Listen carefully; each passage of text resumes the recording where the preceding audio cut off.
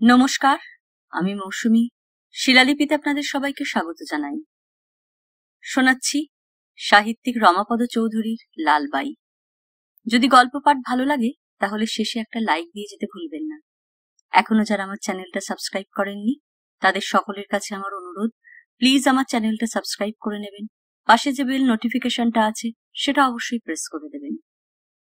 আজ 7ম পর্ব। আরেকজনের মনেও বিদ্বেষ জ্বালিয়ে তুলেছে লালবাই, হীরাবাইয়ের মনে। দু চোখে তার অশ্রুর বন্যা নামল। এভাবে লালির কাছে সে অপমানিত হবে কোনোদিন কল্পনাও করেনি। মর্মর জাফরির পাশে দাঁড়িয়ে দূরের লাল বাঁধের দিকে উদাস দৃষ্টিতে তাকিয়েছিল হীরাবাই। এ যেন আপন সন্তানের কাছে অপমানিত হওয়া। উদাস দৃষ্টিতে ঝড়কার পাশে দাঁড়িয়ে হীরাবাই দেখছিল ধীরে ধীরে জল ভরে উঠছে লাল বাঁধে। ঐশ্বর্য আনন্দের মোহে লালি আজ ভুলে গেছে হীরাবাইকে। ভুলে গেছে তিল তিল করে যত্ন আর সাধনা দিয়ে এক মূল্যহীন বাঁদিকে পাইসায়বায় রূপান্তরিত করেছে হীরাবাই। আর আজ সেই লালবাইয়ের মনে এতটুকু কৃতজ্ঞতা নেই। দুঃখে অনুশোচনায় লাল বাঁধের দিকে তাকিয়ে থাকতে থাকতে তার উদাস দৃষ্টির সামনে অকস্মাৎ ঝলসে উঠল অতীতের এক টুকরো স্মৃতি। মনে হলো অযোধ্যা প্রসাদের ওপর যে অবিচার করে এসেছে সে, এতদিনে তারই যেন প্রতিদান পেল লালির কাছে। অযোধ্যা প্রসাদ। মনে পড়ল সে গ্রাম্য নদীর ঘাট। সিন্ধুকির নির্দেশে নবাবের গুপ্ত ফৌজ একদিন অযোধ্যা প্রসাদের নববধূকে তুলে নিয়ে গিয়েছিল নদীর ঘাট থেকে। তারপর গ্রাম্য বধূদের কাছে সে সংবাদ শুনে দুঃখে হতাশায় বুঝি ছুটে এসেছিল অযোধ্যা প্রসাদ। অশ্রুঝরা দু চোখ মেলে ব্যর্থ দৃষ্টিতে নবাবের বজরা খুঁজেছিল। শেষে দীর্ঘশ্বাস ফেলে ঘাটের সিঁড়ি থেকে কুড়িয়ে নিয়েছিল কয়েক টুকরো ভাঙা শাখা আর শূন্য কলস। মনের গোপনের নববধূর প্রেম লুকিয়ে রেখে দিন কেটেছিল তার। কিন্তু সমাজের বিরুদ্ধে বিদ্রোহ করার সাহস হয়নি অযোধ্যা প্রসাদের। কলঙ্কের চিহ্ন নিয়ে একদিন ফিরে এলো সেই গ্রাম্য বধূ, কিন্তু দু হাত বাড়িয়ে তাকে আহ্বান জানাতে পারল না অযোধ্যা প্রসাদ। নিষ্ঠুর হৃদয়হীন হিন্দু সমাজ তাকে বিতাড়িত করল, নির্বাসিত করল। সেই দিন থেকে শুরু হলো এক হিন্দু গ্রাম্য বধূর নিরুদ্দেশ যাত্রা। স্বামীর প্রতি আক্রোশে তার দু চোখ জ্বলে উঠল পৃথিবীর প্রতিটি পুরুষকে পুড়িয়ে নিঃশেষ করবার আগ্রহে। কিন্তু একদিন সামাজিক অনুশাসনের চেয়েও হৃদয়ের আকাঙ্ক্ষা বড় হয়ে দেখা দিল অযোধ্যা প্রসাদের মনে। পেয়ে হারানো প্রেমের অগ্নিদাহে অশান্ত বিক্ষুব্ধ মন নিয়ে বছরের পর বছর হীরাবাইকে খুঁজে বেড়ালো অযোধ্যা প্রসাদ। শেষে দেখা পেল। সন্ন্যাসী অযোধ্যা প্রসাদ বারাণসীর ঘাট থেকে উঠে আসছিল গঙ্গা স্নান করে। হঠাৎ চোখাচোখি হলো। দ্রুত পায়ে সরে যেতে গিয়েও মন থমকে দাঁড়ালো হীরাবাইয়ের।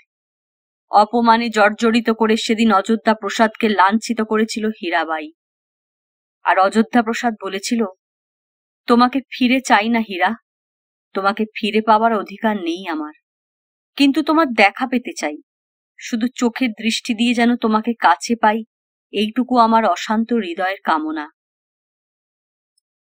তাচ্ছিল্যের হাসি হেসেছিল হীরাবাই এ ভিক্ষার কথা শুনে। হয়তোবা মায়া, হয়তোবা ঘৃণা এবং তাচ্ছিল্য। বেতনভুক সারেঙ্গিওয়ালাদের দলে নিয়োগ করেছিল সে অযোধ্যা প্রসাদকে। বলেছিল, কিন্তু অতীতকে সম্পূর্ণ ভুলে যেতে হবে। ভুলে যেতে হবে আমাদের সেদিনের সম্পর্ক। আর পৃথিবীর কোনো তৃতীয় প্রাণী যেন না জানতে পারে যে অযোধ্যা প্রসাদ আর হীরাবাইয়ের মধ্যে কোনোদিন কোনো নিকট সম্পর্ক ছিল। ভিক্ষা মঞ্জুর হয়েছিল অযোধ্যা প্রসাদের, আর এইটুকু ভিক্ষা পেয়েই খুশিতে উজ্জ্বল হয়ে উঠেছিল তার ব্যথা কাতর দুটি চোখ। ওস্তাদ তবলাবাদকের কাছে তার তালিম নেবার ব্যবস্থা করে দিয়েছিল হীরাবাই। অপেক্ষার অত্যাচারে যে মানুষটির সমস্ত জীবন বিনষ্ট করেছে, আজ হীরাবাইয়ের মনে হলো সেই যেন তার প্রধান সম্বল। সব আশা ভরসা অবলম্বন শেষ হয়ে গেছে, মাটিতে মিশে গেছে সব সম্মান। জল থই থই লাল বাঁধা যমুনা বাঁধের দিকে উদাস দৃষ্টিতে তাকিয়ে হীরাবাইয়ের চোখের সামনে ভেসে উঠল অযোধ্যা প্রসাদের দুটি সজল চোখের দৃষ্টি। দীর্ঘশ্বাস ফেলে ফিরে দাঁড়ালো হীরাবাই। কিন্তু লজ্জায় অপমানে যেন ওস্তাদ শওকত খাঁর দিকে চোখ মেলে তাকাতে পারল না। বুড়ো শওকত খাঁর চোখও ভিজে এলো। মেহেদি রাঙানো দাড়িতে হাত বোলাতে বোলাতে বললে, আফসোস করে লাভ নেই হীরা, জিন্দেগির মতোই গলার কদরও চিরদিন থাকে না। হীরাবাই সশব্দে ফুঁপিয়ে কেঁদে উঠল। বললে, সব বরবাদ হয়ে গেল ওস্তাদজি, সব বরবাদ হয়ে গেল। দীর্ঘশ্বাস ফেললে শওকত খাঁ। কোনো কথা বললে না। কি বলবে সে? এ দুঃখ চাপা দেওয়া যায় না, লুকোনো যায় না এ অপমান। তা জানে ওস্তাদ শওকত খাঁ। বাদি বাজার থেকে 100 মোহর দিয়ে লালিকে কিনে এনেছিল হীরাবাই। নিজের স্বার্থ ভুলে দিনের পর দিন শ্রান্ত দেহে মোহরা দিয়েছে নাচ আর গানের। লালিকে করে তুলেছে হিন্দুস্তানের সেরা বুলবুল। আপন সন্তানের জন্যেও কেউ বুঝি এমন ভাবে নিজেকে দান করে না। বাই সাহেবাদের আদব শিখিয়েছে সযত্নে, তাকে মেহফিলে হাজির করেছে নিজের ইজ্জত নিচে নামিয়ে। সেই লালির গান আজ তাকে এইভাবে অপমানিত করবে কে জানত। প্রতিদিনের মতোই সঙ্গীত ভবনের আসরে গান শুরু করেছিল হীরাবাই। তন্ময় হয়ে শুনছিল বিষ্ণুপুরের সমজদারের দল। শাবাজ দিচ্ছিল ওস্তাদ বাহাদুর খাঁ আর পীরবক্স। এমন সময় হঠাৎ চিৎকার করে উঠল রঘুনাথ। সুরাসক্ত কণ্ঠে বলে উঠল, কোয়েল নয় কাউয়া, গান বন্ধ করো হীরাবাই, এ গান শুনলে লালবাই বেবাক তান ভুলে যাবে। বলেই লালিকে ইশারা করল রঘুনাথ। সুরার নেশা মনে করে রঘুনাথকে হয়তো ক্ষমা করত হীরাবাই, কিন্তু লালি? রঘুনাথের ইশারা পেয়ে কৌতুকের হাসি হেসে তানপুরা তুলে নিল লালি। গান শুরু করল। সেই একই গানের পদ গুনগুন করে গুঞ্জন তুলল জলসাঘরে। লজ্জায় মাটিতে মিশে গেল হীরাবাই। বাইজির কানুন ভুলে গেল নাকি লালি? রঘুনাথের কথার জবাবে হীরাবাইয়ের তারিফ ফুটল না কেন লালির মুখে? আর যে গান হীরাবাইয়ের আপন ঘরানা, সেই গানই কিনা লালবাই গাইতে শুরু করলো হীরাবাইয়ের সামনে বসে। বাইজির জীবনে এর চেয়ে বড় অপমান নেই, জানে শওকত খাঁ, তাই সান্ত্বনা দেবার চেষ্টা করল না। শুধু মেহেদি রাঙানো দাড়িতে হাত বুলিয়ে বললে, জিন্দেগির মতো গলার কদরও চিরদিন থাকে না হীরা। হীরাবাই সশব্দে কেঁদে উঠল। বললে, সব বরবাদ হয়ে গেছে ওস্তাদজি, সব বরবাদ হয়ে গেল। শওকত খাঁ চুপ করে রইল কিছুক্ষণ। তারপর একসময় উঠে গেল ধীরে ধীরে। রাত নেমে এলো ক্রমে ক্রমে। উদাস দৃষ্টিতে লাল বাঁধের দিকে তাকিয়ে থাকতে থাকতে হঠাৎ একসময় তন্ময়তা ভাঙল হীরাবাইয়ের। চমকে ফিরে তাকিয়ে দেখল ওস্তাদজি চলে গেছেন। দীর্ঘশ্বাস চেপে তানপুরাটার দিকে অনিমেষ নয়নে চেয়ে রইল হীরাবাই। ধীরে ধীরে সমস্ত মুখে তার ক্রোধ ফুটে উঠল। দু চোখে চমক দিল নৃশংস দৃষ্টি। তানপুরাটার কাছে এগিয়ে এলো হীরাবাই। তারপর হঠাৎ একটার পর একটা তার ছিঁড়ে ফেললে। কোকিয়ে কেঁদে উঠল যেন সারা ঘর। ছিন্ন তন্ত্রীর সুরধ্বনি নয়, যেন এক ব্যর্থ জীবনের আশাভঙ্গের কান্না। একটির পর একটি তার ছিঁড়ে ফেলল হীরাবাই। রক্তের রেখা ফুটল তার আঙুলে। সব তার ছিঁড়ে গেছে, শেষ হয়ে গেছে সব সুর। অপরিসীম ক্রোধে তানপুরাটা সজোরে ছুঁড়ে ফেলল হীরাবাই। সশব্দে ভেঙে পড়ল সেটা। উন্মাদের দৃষ্টিতে কিছুক্ষণ সেদিকে তাকিয়ে থেকে ধীরে ধীরে বেরিয়ে এলো হীরাবাই। নিঃশব্দ পায়ে এসে ঢুকল অযোধ্যা প্রসাদের ঘরে। ক্ষীণ আলোয় দেখলে তন্দ্রাচ্ছন্ন আবেশে শুয়ে আছে অযোধ্যা প্রসাদ। কাছে এগিয়ে এলো হীরাবাই। তবু চোখ খুলল না অযোধ্যা প্রসাদের। মুগ্ধ দৃষ্টিতে সেদিকে তাকিয়ে রইল হীরাবাই। একটি কোমল হাত এসে স্পর্শ করল অযোধ্যা প্রসাদের কপাল। চমকে উঠে বসল অযোধ্যা প্রসাদ। বিরহী জীবনে এই প্রথম সে হীরাবাই স্পর্শ পেল। মৃদু হাসি খেলে গেল হীরাবাইয়ের চোখে। বললে, ওঠো, চলো। কোথায়? যেদিকে তোমার ইচ্ছে হবে। উঠে দাঁড়ালো অযোধ্যা প্রসাদ। যেন বিশ্বাস হচ্ছে না হীরাবাইয়ের কথা। বললে, কি বলছো হীরা? চলো। ধীর স্বরে হীরাবাই বললে, সমস্ত জীবন অপেক্ষা করেছ তুমি, আর অপেক্ষা নয়, চলো। বিস্ময় কাটল না তবু। অযোধ্যা প্রসাদ বললে, তুমি বোধহয় প্রকৃতিস্থ নও হীরা, যাও বিশ্রাম করতে যাও। না, মনস্থির করেছি আমি, চলো, যেদিকে খুশি, যেখানে গেলে শান্তি পাবে তুমি, সেখানেই যেতে চাই। হঠাৎ সারা মুখ উজ্জ্বল হয়ে উঠল অযোধ্যা প্রসাদের। বললে, ক্ষমা করেছ হীরা? ভুলতে পেরেছ? মৃদু হাসি খেলে গেল হীরাবাইয়ের অধরে ওষ্ঠে। বললে, তুমি আমার স্বামী, তোমাকে ক্ষমা করব আমি? তোমার ধর্ম, সমাজ কুসংস্কারের জন্যই একদিন আমাকে ত্যাগ করতে বাধ্য হয়েছিলে তুমি, তা জানি। কিন্তু ভালোবাসার টানেই তুমি সব ছেড়ে চলে এসেছ, অপেক্ষা করেছ এই দীর্ঘদিন। আর নয়, এভাবে নিজের জীবনকে নষ্ট করব না আমি, না না। সশব্দে কেঁদে উঠে দু হাতে অযোধ্যা প্রসাদকে জড়িয়ে ধরল হীরাবাই। কাঁদল দুজনেই, দুজন দুজনের কাঁধে মুখ রেখে কান্না কান্না। তারপর ধীরে ধীরে অন্ধকারের পথ ধরে দুটি ছায়া শরীর মিলিয়ে গেল পথের সীমান্তে।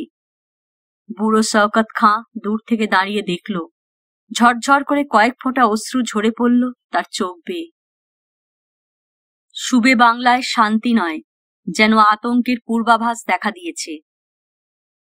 দিহি কলকাতায় ভাগীরথীর তীরে সন্তর্পণে যে গোপন দুর্গ গড়ে তুলেছিল ইংরেজ বণিকের দল, এবার প্রকাশ্যভাবেই তার নামকরণ হল ফোর্ট উইলিয়াম। ইংল্যান্ডের স্বর তৃতীয় উইলিয়ামের নামে ইংরেজের কেল্লা প্রতিষ্ঠিত হল। দক্ষিণে ফরাসি পল্টন, উত্তরে ইংরেজ।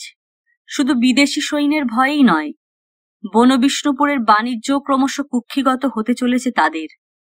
বাট্টাদার মহাজনদের গঞ্জে পাঠান আর পর্ত আশরাফি, মোগল মোহর, মারাঠা রূপা আর বাংলার টঙ্ক মুদ্রার সঙ্গে বিদেশি স্বর্ণ মুদ্রার বিনিময় বৃদ্ধি পেল ক্রমে ক্রমে। বাণিজ্যের প্রসারের সঙ্গে সঙ্গে বিষ্ণুপুরের দিকে প্রসারিত হল দেওয়ান মুর্শিদ কুলি খাঁর রাজস্বের বাহু। নামমাত্র রাজস্বের বিনিময়ে যে বন্ধুত্বের পাশে বিষ্ণুপুরকে আবদ্ধ রেখেছিল মোগল বাদশাহেরা, মুর্শিদ কুলি খাঁ সেই বন্ধুর রাজভাণ্ডারেও লোভের হাত বাড়াল।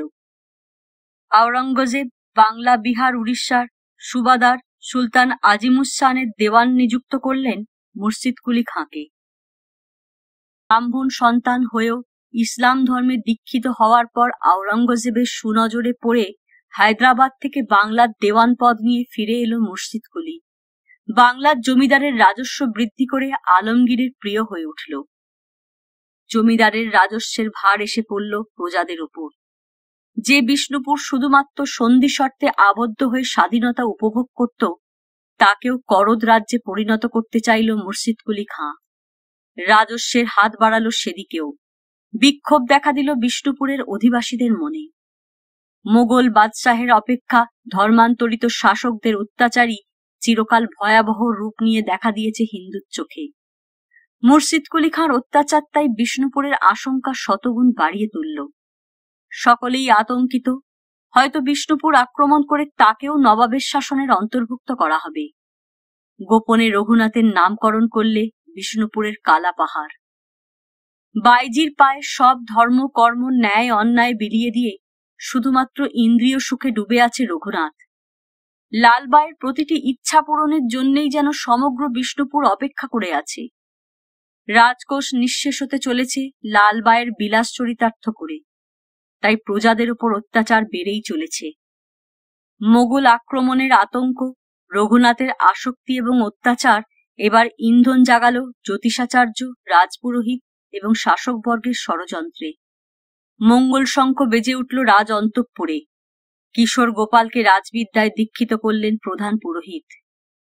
চন্দ্রপ্রভা নিঃসন্তান, সুতরাং উত্তরাধিকারের প্রশ্নের মীমাংসা করে রাখা প্রয়োজন বিষ্ণুপুরের স্বার্থে। কিন্তু রঘুনাথের কানে গেল না সে শঙ্খধ্বনি। প্রজারা আনন্দে জয়ধ্বনি করল। জ্যোতিষাচার্য ভবিষ্যৎ গণনা করে আনন্দ প্রকাশ করলেন। সভাপণ্ডিত স্তোত্র উচ্চারণ করে রাজ্যের এবং গোপালের শুভায়ু প্রার্থনা করে। প্রাসাদ ঘিরে দর্শন ঝরকার নিচে এসে জমায়েত হলো প্রজারা। আন্তরিক উল্লাসে রঘুনাথের দর্শন কামনা করল। যুগ যুগ ধরে চিরন্তন রীতিতে এই দর্শন ঝরকার নিচে এসে দাঁড়িয়েছে তারা প্রতি সূর্যোদয়ে। রাজদর্শনের পুণ্য সঞ্চয় করেছে রাজা হাম্বির এবং রানী সুদক্ষিণাকে প্রণাম জানিয়ে, রাজা দুর্জন সিংহ এবং তাঁর পত্নীকে শ্রদ্ধা জানিয়ে। রাজা রঘুনাথ আর রানী চন্দ্রপ্রভার যৌবন দিনের যুগল মূর্তিকে দেখে তুলনা করেছে মদনমোহন আর শ্রীরাধিকার যুগল মূর্তির সঙ্গে। তারপর ক্রমে ক্রমে অনুপস্থিতি ঘটেছে রঘুনাথের। লজ্জায় অসন্তোষে চন্দ্রপ্রভাও কুণ্ঠিত হয়েছে একাকিনী গবাক্ষে দাঁড়িয়ে প্রজাদের দর্শন দিতে। তাই গুজব ছড়িয়ে পড়েছে চতুর্দিকে। লালবাইয়ের আলিঙ্গনে রঘুনাথ তাকে নিজেকে হারিয়ে ফেলেছে, ভুলে গেছে প্রজাদের স্নেহ, ভালোবাসা, শ্রদ্ধা আর ঐকান্তিক কামনা। দিনের পর দিন কেটে গেছে চন্দ্রপ্রভার। ব্যথা আর বিষাদ ম্লান করে দিয়ে গেছে রূপোজ্জ্বল বধূরানীর মুখ। প্রজারা ব্যর্থ ব্যথাহত চোখের বিফল দৃষ্টি ফেলেছে রাজ সমীপে। অনুশোচনার গুঞ্জন তুলে ফিরে গেছে তারা। সব আঘাত, সব অপমান সহ্য করেছে চন্দ্রপ্রভা। রঘুনাথ, অনুজ, কিশোর, গোপালের দিকে ম্লান বিষণ্ণ দৃষ্টিতে তাকিয়ে সব নিরানন্দ মুছে ফেলতে চেয়েছে হৃদয়ের গভীর থেকে। সন্তানের অভাব দূর করেছে কিশোর, গোপাল। রঘুনাথকে ভুলতে চেয়েছে তার মুখ চেয়ে। কিন্তু লালবাই যেন রঘুনাথকে হাতের মুঠোয় পেয়েও তৃপ্ত নয়। রাজ সিংহাসনের দিকেও বুঝি লোভের হাত বাড়াতে চায় কাঞ্চনী। গোপালের জন্মদিন উপলক্ষে রাজকোষ উন্মুক্ত করার নির্দেশ দিলেন সভাপণ্ডিত। নিঃসন্তান রঘুনাথের সিংহাসনের উত্তরাধিকারী হবে গোপাল, তাই এই বিশেষ ব্যবস্থা। নিমন্ত্রিত হল বিষ্ণুপুর রাজ্যের প্রতিটি প্রজা। ভোজনতলার সুবিস্তৃত প্রাঙ্গণ সজ্জিত হল মূল্যবান রংঝলমল চাঁদোয়ায়। আলোর মালা ফুটল লতা পুষ্পে সাজানো আম্রকুঞ্জে। সুর ধরল রোশন চৌকির সানাইবাদকের দল। সানায় সুর আনন্দের লহরা তুলল সিংহদ্বারের নহবতখানায়। চন্দ্রপ্রভার সন্তান স্নেহ যে কিশোর গোপালকে কেন্দ্র করে, সেই গোপালের জন্মদিনে এই আনন্দের উল্লাসধ্বনি যেন অসহ্য মনে হল লালবাইয়ের। কাম মোদিত চোখের দৃষ্টিতে রঘুনাথকে অভিভূত করে কাঞ্চনীর অনুরোধ ফুটল, আমাকে বিদায় দিন রাজা বাহাদুর, বিষ্ণুপুর রাজ্য ছেড়ে চলে যেতে চাই আমি। আশঙ্কায় উদ্ভ্রান্ত চোখ তুলে রঘুনাথ প্রশ্ন করলে, কেন কাঞ্চনী? আমার জীবন ব্যর্থ করে দিয়ে কেন চলে যেতে চাও তুমি? না না, লালবাইয়ের রূপের সূর্য বিষ্ণুপুর থেকে অস্ত গেলে সমস্ত রাজ্য অন্ধকার হয়ে যাবে। কুটিল হাসিতে উদ্ভাসিত হলো কাঞ্চনীর মুখ। বললে, শুধু মহব্বতের জিঞ্জিরেই আশিককে বেঁধে রাখতে চান রাজা বাহাদুর? না লালি, শৃঙ্খলে নয়, আমার বাহুবন্ধনেই তোমাকে বেঁধে রাখতে চাই। কি চাও তুমি বলো? কি পেলে তুমি খুশি হও? মৃদু হেসে লালি উত্তর দেয়, 1,00,000 মুদ্রার একটি ময়ূরপঙ্খী চাই রাজা বাহাদুর। সে ময়ূরপঙ্খীতে শুধু তুমি আর আমি নৌকা বিহার করে বেড়াবো লাল বাঁধের স্রোতে। রঘুনাথ সম্মতি জানিয়ে বলে, কিন্তু রাজকোষ হয়তো এ অর্থ দিতে পারবে না লালি। লালবাই অট্টহাসে হেসে ওঠে উন্মাদের মতো। বলে, প্রজার অর্থই রাজার রাজকোষ। আদেশ দিন রাজা বাহাদুর, আপনার অনুজ গোপালের জন্মদিনের নিমন্ত্রণে যোগ দিতে আসার সময় রাজভাণ্ডারে যেন 1,00,000 মুদ্রার নজরানা জমা দিয়ে যায় প্রজার দল। উদাস দৃষ্টি মেলে লালবাইয়ের মুখের দিকে তাকিয়ে রঘুনাথ নির্জীব ক্রীড়নকের মতো বলে, তাই হবে লালি, তাই হবে। খবর ছড়িয়ে পড়ল। দুস্থ দরিদ্র প্রজার দল শুনল কিশোর গোপালের উদ্দেশ্যে অর্পিত উপহার ও স্বর্ণালঙ্কার ব্যয়িত হবে লালবাইয়ের বিলাস সামগ্রীর জন্য। নিরর্থক আক্রোশে জ্বলে উঠল চন্দ্রপ্রভা। উষ্মা প্রকাশ করলেন জ্যোতিষাচার্য আর সভাপণ্ডিত। দেওয়ানজি আর খাজাঞ্চি অনিচ্ছা সত্ত্বেও রাজকোষের সংগৃহীত অর্থ তুলে দিতে বাধ্য হলেন রঘুনাথের হাতে। গজদন্তের কারুকার্যে শোভিত ময়ূরপঙ্খী লাল বাঁধের জলে ভেসে উঠল। প্রজার রক্তমূল্যে কেনা দুর্মূল্য ময়ূরপঙ্খীতে গজল গানের রেশ ফুটে উঠল দূরের ভোজনতলার সানাইবাদ্যকে উপহাস করে। সুরার পাত্র তুলে নিয়ে তন্দ্রা ঘরে রঘুনাথ অস্ফুটে বললে, আমাকে ছেড়ে যেও না লালি, ছেড়ে যেও না। যা কামনা তোমার সব কিছু তোমার পায়ে তুলে দেব আমি। কৌতুকের হাসি হেসে লালবাই প্রশ্ন করল, সম্মান? হ্যাঁ, তাও পাবে কাঞ্চনী। লালবাই বললে, অর্থ চাই না আমি রাজা বাহাদুর, ঐশ্বর্য চাই না। যে সম্মান আপনার পাটরানী চন্দ্রপ্রভার, সেই ইজ্জত পেতে চাই আমি। পাবে লালবাই, পাবে, ধীরে ধীরে উচ্চারণ করে রঘুনাথ। লালবাই প্রশ্ন করে, আপনার ভাই গোপাল সিংহের জন্মদিনে যে উৎসবের আয়োজন হয়েছে, আপনার সন্তানের জন্য কি সে আয়োজন হবে রাজা বাহাদুর? রঘুনাথ উদ্ভ্রান্তের মতো লালবাইয়ের চোখে চোখ রেখে ধীরে ধীরে বলল, হবে, নিশ্চয় হবে লালি। ক্রমশ সন্দেহ ঘনীভূত হলো প্রজাদের। আশঙ্কা দেখা দিল রঘুনাথ হয়তো ইসলাম ধর্ম গ্রহণ করবে লালবাইকে খুশি করবার জন্য, হয়তোবা লালবাইকে বিবাহ করে তাকেই বিষ্ণুপুরের পাটরানীর মর্যাদা দিতে চাইবে। তারপর কালা পাহাড়ের রূপ নিয়ে শুরু হবে রঘুনাথের অত্যাচার। হয়তো বৈষ্ণব ধর্মের কেন্দ্রভূমি বিষ্ণুপুর থেকে চিরতরে বৈষ্ণব ধর্মই অবলুপ্ত হয়ে যাবে। কালা পাহাড়। মুর্শিদ কুলি খাঁর মতোই ব্রাহ্মণ কুলে জন্ম হয়েছিল কালাচাঁদ রায়ের। এক টাকিয়ার জমিদার বংশে। মাতৃকুল ছিল পরম বৈষ্ণব। সংস্কৃত শাস্ত্রে পণ্ডিত, অস্ত্রবিদ্যায় বিরচিত গুণের অধিকারী। গৌর বাদশাহের দরবারে রাজকার্যে নিযুক্ত হয়েছিল কালাচাঁদ, আর প্রাসাদ সংলগ্ন বাসভবন থেকে প্রতিদিন মহানন্দায় স্নান করতে যাবার সময় নবাব কন্যা দুলারি অপেক্ষা করত সুদর্শন সুপুরুষ ব্রাহ্মণ যুবকের দর্শন পাবার আশায়। বলিষ্ঠ রূপবান চেহারা, গলায় উপবীত, হাতে স্বর্ণময় কোষা, সুকণ্ঠে সঙ্গীত স্তোত্র, পিছনে চলত ছাতা বর্দার। বাদশাহ এবং বেগম বুঝলেন এই রূপবান হিন্দু যুবকের সঙ্গে কন্যার বিবাহ দেওয়া ছাড়া গত্যন্তর নেই। একমাত্র কন্যাকে অসুখী করতে চান না তারা। তাই কালাচাঁদ রায়কে বললেন, ইসলাম ধর্ম গ্রহণ করে দুলারির পানি গ্রহণ করো। কালাচাঁদ অসম্মত হল। বাদশাহ ক্রোধান্ধ হয়ে তাকে হত্যা করার আদেশ দিলেন।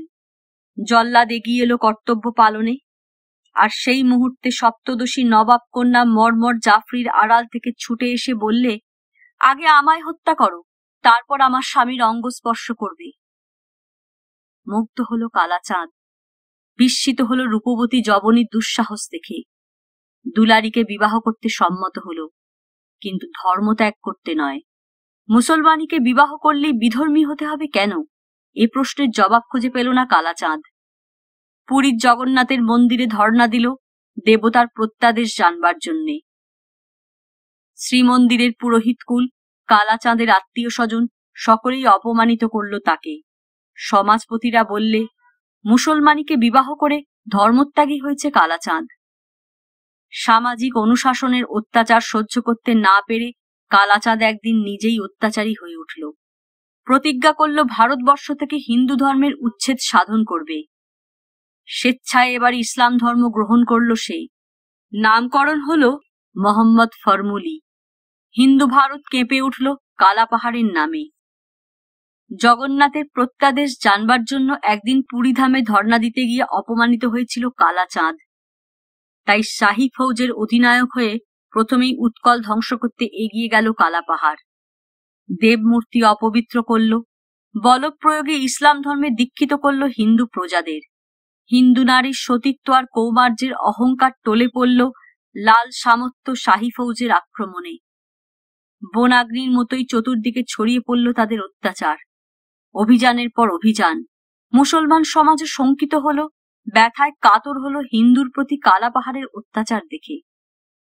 কালা পাহাড়ের শাহী সৈন্য শুধু দেবমূর্তিই নয়, নারী লাঞ্ছনাতেও তৎপর হয়ে উঠল।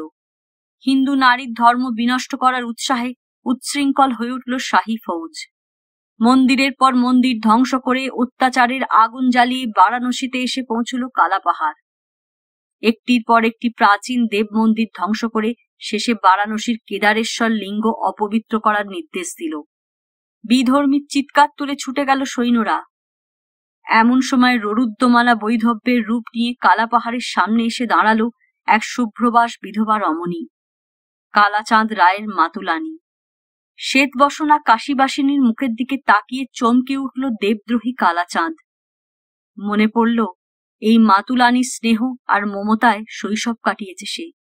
মাতৃত্বের লালন করেছে তাকে এই বিধবার সুচিতা। শুনল কালাচাঁদ, তারই লালসামত্ত সৈন্যের দল বিধবার ধর্ম বিনষ্ট করেছে। অবলা এক নারীর উন্মাদ হতাশার দৃষ্টিতে বিবেক ফিরে পেল কালা পাহাড়, আর চোখের সামনে বিষ পান করে অভিশাপ দিতে দিতে মৃত্যুবরণ করল বিধবা। অনুশোচনা দেখা দিল তার মনে। অত্যাচার বন্ধ করার নির্দেশ দিল কালা পাহাড়। রক্ষা পেল কেদারেশ্বর লিঙ্গ, রক্ষা পেল হিন্দু ধর্ম। আর কালা পাহাড়? পরদিন প্রত্যুষের শাহী রক্ষীর দল খুঁজে পেল না কালা পাহাড়কে তন্ন তন্ন করে। চতুর্দিকে তল্লাশি পাঠিয়েও হদিশ মিলল না। হয়তো সন্ন্যাসী হয়েই হিমালয়ের কোনো অজ্ঞাত গুহায় প্রায়শ্চিত্ত করার চেষ্টায় লোকচক্ষুর আড়ালেই মৃত্যু হলো তার, হয়তোবা গঙ্গা গর্ভে আত্মহত্যা করল অনুশোচনায়। কালা পাহাড়ের প্রকৃত ইতিহাস কেউই জানে না। গ্রাম্য কিংবদন্তির মধ্যেই তা আবদ্ধ হয়ে আছে। সেই আতঙ্কই দেখা দিল প্রজাদের মনে। এই কাহিনী বিষ্ণুপুর রাজ রঘুনাথের অজানা নয়, আর গোপনে প্রজারা তার কালা পাহাড় নামকরণ করেছে জানত রঘুনাথ। আর সেজন্যই প্রজাদের বিরুদ্ধে তার আক্রোশ বেড়ে চলেছিল। আক্রোশ জ্যোতিষাচার্যের বিরুদ্ধে, সভা পণ্ডিতদের বিরুদ্ধে, উদ্বর্গ প্রজাদের বিরুদ্ধে। তাই রঘুনাথের মন বলতো, কালা পাহাড়ের একাদশ বর্ষের হিন্দু ধর্মনাশের ব্রত হিন্দুরই সৃষ্টি। প্রেমের কাছে ধর্ম বড় নয়, মনুষ্যত্বের চেয়ে বড় নয় সমাজ। প্রজাদের আক্রোশ নিরর্থক মনে হলো রঘুনাথের কাছে। সভা পণ্ডিতের সাবধানী বাণী শুনল রঘুনাথ। বললে, বৈষ্ণব রাজ্য বিষ্ণুপুরে কোনোদিন ধর্মের সংকীর্ণতা ছিল না। শ্রী চৈতন্য মানুষকে মানুষ বলে ভাবতে শিখিয়েছেন। শৈশব থেকে শুনে এসেছি, সবার উপরে মানুষ সত্য। প্রেমই যদি সারবস্তু, তবে ধর্মের প্রাচীর কেন তুলতে চান মানুষে মানুষে? প্রেম আর ইন্দ্রিয় সুখ এক নয় রঘুনাথ। কিন্তু রঘুনাথের মনে হয়েছে ইন্দ্রিয় সুখই প্রেম। লালবাইয়ের লালসার আকর্ষণকে মনে হয়েছে অন্তরের আহ্বান।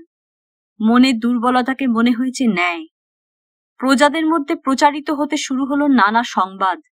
তারা শুনল, রাজা রঘুনাথের এই দুর্বলতার সুযোগ নিয়েই লালবাই নির্দেশের পর নির্দেশ দিয়েছে। ক্রীড়নকের মতো লালবাইয়ের ইঙ্গিতে রাজাদেশ উচ্চারণ করেছে রঘুনাথ। রাজকর্মচারীদের নামকরণ হয়েছে বাদশাহী নিয়মে। প্রাসাদের আদব কায়দা বদলেছে। সংস্কৃত শাস্ত্রের পণ্ডিতকুল নিষ্কর ভূসম্পত্তি হারিয়েছে অকারণে। পরিবর্তে রঘুনাথ ভূমিদান করেছে মুসলমান মৌলবীদের। ফার্সি ভাষা শিক্ষার ব্যবস্থা হয়েছে রাজকোষের অর্থে, কিন্তু দেব ভাষা শিক্ষাদানের জন্য বরাদ্দ সাহায্য বন্ধ হয়েছে। শাসক মহলের প্রকৃত সংবাদ জানার উপায় ছিল না প্রজাদের পক্ষে।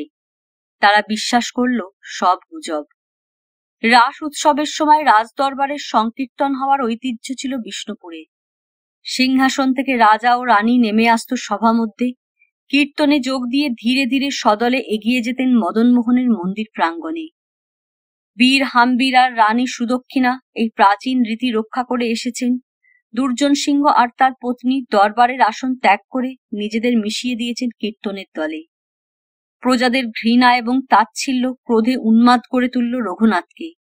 জ্যোতিষাচার্য এবং সভা পণ্ডিতকেও অপমানিত করতে চাইল রঘুনাথ। কিন্তু এমন হঠকারিতা কেউই বুঝি আশা করেনি রঘুনাথের কাছে। কেউই ভাবতে পারেনি বধূরানী চন্দ্রপ্রভার পরিবর্তে রঘুনাথের পার্শ্বাসনে লালবাইকে দেখতে পাবে। রাস উৎসব উপলক্ষে দরবারে সমবেত প্রজারা ধিক্কার দিয়ে উঠল। ক্রোধে অপমানে অভিশাপ দিতে দিতে রঘুনাথ আর লালবাইয়ের সামনে সভা ত্যাগ করল তারা।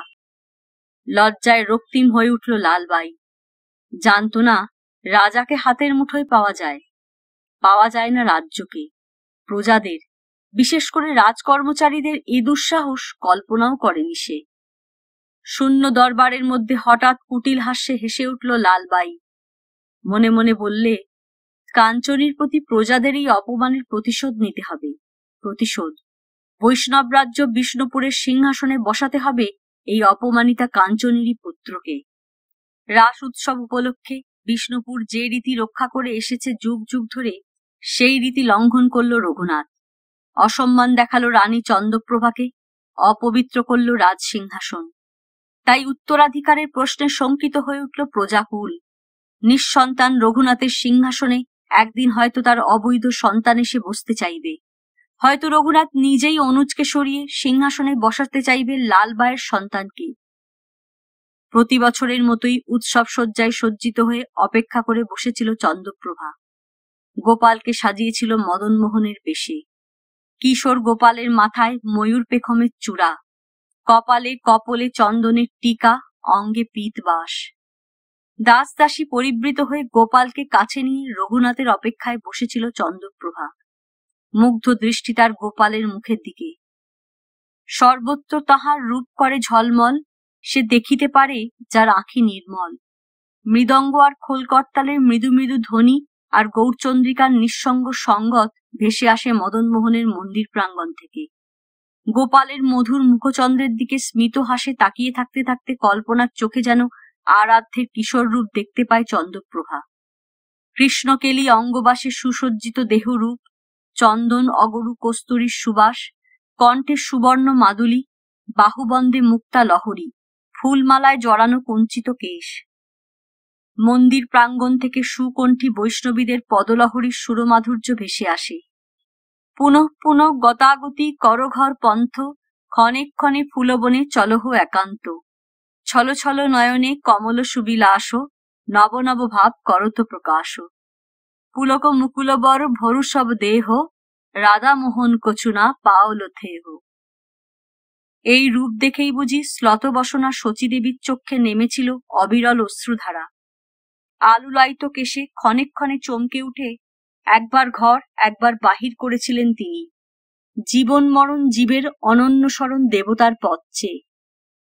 চন্দ্রপ্রভাও যেন তেমনই অপেক্ষা করে বসে আছে রঘুনাথের পথ চেয়ে। বিরতি আহারে রাঙা বেশ পরে যেমন যোগিনী পাড়া, সদাই ধ্যানে চাহে মেঘপানে না চলে নয়নের তারা। নিজের মনকে মান অপমানের ঊর্ধ্বে নিয়ে গেছে চন্দ্রপ্রভা, কিন্তু গোপালের ভবিষ্যৎ ভুলবে কি করে?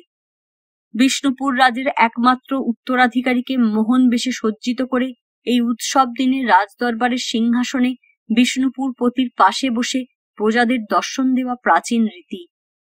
কে জানতো সে রীতি লঙ্ঘন করবে রঘুনাথ? দাসীরা ছুটে এলো আশঙ্কায় ব্যাকুল হয়ে।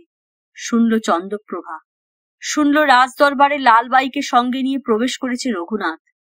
সিংহাসনে বসেছে বিষ্ণুপুরের পাটরানী চন্দ্রপ্রভা নয়, সুরসাধিকা লালবাই। রানী চন্দ্রপ্রভাকে কোনোদিন রঘুনাথ এভাবে অপমানিত করতে পারে স্বপ্নেও ভাবেনি প্রজাকুল। সন্তানতুল্য গোপালের স্বার্থ ভেবে বিচলিত হয়ে উঠল চন্দ্রপ্রভা। দু চোখ বেয়ে অশ্রুধারা নামল। ধীরে ধীরে উঠে এলো চন্দ্রপ্রভা। দাসীদের দৃষ্টিও যেন অসহ্য মনে হলো তার। প্রসাদন কক্ষে দ্বার বন্ধ করে কাঁদল চন্দ্রপ্রভা। তারপর বহুমূল্য বেশবাস ত্যাগ করে শরীরে জড়ালো বৃন্দাবনী দেহবাস। কৃষ্ণচূড়া কবরী বাঁধলে সযত্নে, গঙ্গা মৃত্তিকার রসকলি আঁকলে রসপূর্ণ চাঁদ ঢলঢলে মুখে। সুরঞ্জাক্ষীকে বললে, চলো কীর্তনের আসরে চলো। দাসী পরিবৃতা হয়ে রাসমঞ্চে উপস্থিত হলো চন্দ্রপ্রভা। রানী চন্দ্রপ্রভার জয়ধ্বনি তুল্য বিক্ষুব্ধ জনতা। তারপর পুনরায় কীর্তনে মুখরিত হয়ে উঠল মন্দির প্রাঙ্গণ। বিভোর আনন্দে কীর্তন দলের সঙ্গে কণ্ঠে কণ্ঠ মিলিয়ে দিল চন্দ্রপ্রভা। নারী পুরুষের মিছিলে মিশে গেল। সংকীর্তনের দলে রানী চন্দ্রপ্রভাকে দেখে খুশি হয়ে উঠল প্রজারা। ভারতবর্ষে কোনোদিনই নারীকে অবগুণ্ঠনের অন্ধকারের জীবন অতিবাহিত করতে হয়নি। রাজসভায় সকলের সম্মুখে সিংহাসনে আসীন হয়েছে বহু সাম্রাজ্ঞী, সমান প্রভাব বিস্তার করেছে রাজকার্যে। ইন্দ্রিয়াসক্ত নবাব বাদশাহ আর দস্যু ভূঁইয়াদের ভয়ে, মোগল সমাজের বোরখা প্রথা আর মোগল হারেমের অনুকরণেই নারীকে অন্দরমহলের কারাগারে নিক্ষেপ করেছিল এই সমাজ। অবগুণ্ঠন টেনে অসুজ্জম পশ্চা করে রেখেছিল তাকে। শাসকবর্গের আচার বিচার অনুকরণ করা সাধারণের ধর্ম। তাই মোগল যুগে হিন্দু সমাজ তার নিজস্ব ঐতিহ্য বলে অনুসরণ করেছে মোগল আচার, নবাবী অনাচার। মোগলের অন্নপুষ্ট হিন্দু কর্মচারী আর ভূস্বামীরা উৎসাহ দিয়েছে এই অনুকরণে। অনুদার সমাজপতির দল আতঙ্কে শিউরে উঠে সমাজকে সংকীর্ণ করে তুলেছে। অন্যায়ের প্লাবনকে রোধ করতে চেয়েছে সংকীর্ণতার প্রাচীর গেঁথে। ফলে শক্তি আর আত্মবিশ্বাস হারিয়েছে হিন্দু ধর্ম। অনুশাসনের অত্যাচারে ধর্মান্তর গ্রহণ করতে বাধ্য হয়েছে হিন্দু প্রজারা। শ্রী চৈতন্যর উদারতা, তার ভেদাভেদ বিলোপের বাণী উদ্বুদ্ধ করেছিল সমগ্র মানুষের চিন্তাধারাকে। মুক্তির আলোক দেখিয়েছিল হিন্দু সমাজকে। বর্ণাশ্রমের বেড়াজাল ভেঙে দিয়ে সকল মানুষকে এক করতে চেয়েছিলেন তিনি। আমার গোরা জাতের বিচার মানে না রে, দেখবি যদি আয় সকলে। বৈষ্ণব রাজ্যে বিষ্ণুপুর সেই বাণীকে হৃদয়ে গ্রহণ করেছিল। মোগল প্রভাবিত হিন্দু সমাজের মতো নারীর অধিকার ক্ষুণ্ণ করেনি। তাই নারী পুরুষের মিছিলের সঙ্গে একাত্ম হয়ে চন্দ্রপ্রভার সংকীর্তন গান অস্বাভাবিক মনে হয়নি সেদিন। বিস্মিত নয়, মুগ্ধ হয়েছিল জনতা। মুগ্ধ হয়েছিল কৃষ্ণমোহন। ধূলিধূসরিত দেহ চন্দ্রপ্রভার, কণ্ঠে সুমধুর কীর্তন, সাধারণ বৈষ্ণবীর বেশবাসে সজ্জিতা চন্দ্রপ্রভার দিকে আপনা থেকেই যেন আকৃষ্ট হল কৃষ্ণমোহন। ধীরে ধীরে এগিয়ে এলো সে। চন্দ্রপ্রভা তখনও ভাবে বিভোর, চোখের দৃষ্টি তার মহাবিষ্ট, মুখে অস্ফুট পদগুঞ্জন। মুগ্ধ হয়ে শুনছিল কৃষ্ণমোহন। একে একে কীর্তনের ঐকতান থেমে গেল, নিস্তব্ধ হল মন্দির প্রাঙ্গণ, কিন্তু তন্ময়তা ভাঙল না চন্দ্রপ্রভার। কৃষ্ণমোহন একাগ্র মনে কান পেতে রইল চন্দ্রপ্রভার সুমধুর ধীর স্বরের পদলহরীর দিকে। শান্ত স্বরে ভাবমুগ্ধ কণ্ঠে গেয়ে চলেছে চন্দ্রপ্রভা। ঘরের বাহিরে দণ্ডে শতবার তিল তিল আসে যায়, মন উচাটন নিঃশ্বাস সঘন কদম্ব কাননে চায়, রাই এমন কেন বা হইল। মৃদু গুঞ্জন থেমে এলো ক্রমশ। তন্ময়তা কাটল চন্দ্রপ্রভার। ধীরে ধীরে চোখ তুলে তাকালো, যেন স্বপ্নের ঘোর থেকে ফিরে এলো জাগ্রত পৃথিবীতে। আর চোখ তুলে তাকাতেই দেখলে সুদর্শন এক যুবক অনিমেষ নয়নে তাকিয়ে রয়েছে তার মুখের দিকে। অস্ফুটে চন্দ্রপ্রভা বললে, কে তুমি? আমি কৃষ্ণমোহন। মৃদু তৃপ্তির হাসি খেলে গেল চন্দ্রপ্রভার চোখে। বললে, এসো, আমার সঙ্গে চলো কৃষ্ণমোহন। আমার আমন্ত্রণ উপেক্ষা করেছ এতদিন, আজ তোমাকে আমার সবচেয়ে বেশি প্রয়োজন।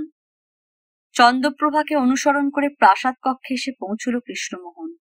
মনে উৎকণ্ঠা, পদক্ষেপ শঙ্কিত। চন্দ্রপ্রভা মৃদু হেসে বললে, তোমার কাছে আমার একটা ভিক্ষা আছে কৃষ্ণমোহন। বলো, সে ভিক্ষা তুমি মঞ্জুর করবে? এতদিন ভুল পথে চলেছিলাম, ভুল করে সব হারিয়ে ফেলেছি কৃষ্ণমোহন, তাই একটি ভিক্ষা চাই তোমার কাছে।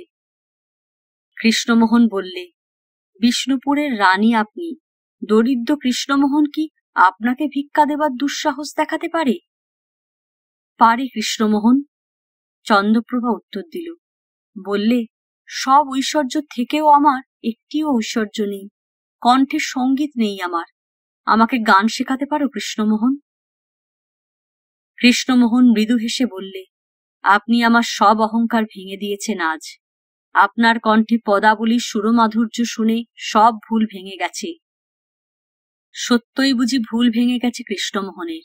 উচ্চাঙ্গ সঙ্গীতকেই এতদিন মর্যাদা দিয়ে এসেছে সে, আর সারা বাংলায় সেই সঙ্গীতের প্লাবন আনবার জন্যই নিজেকে উৎসর্গ করেছিল।